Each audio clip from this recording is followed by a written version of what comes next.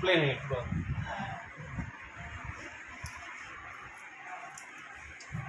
হাত চিটে আইছে না একটা বাইরে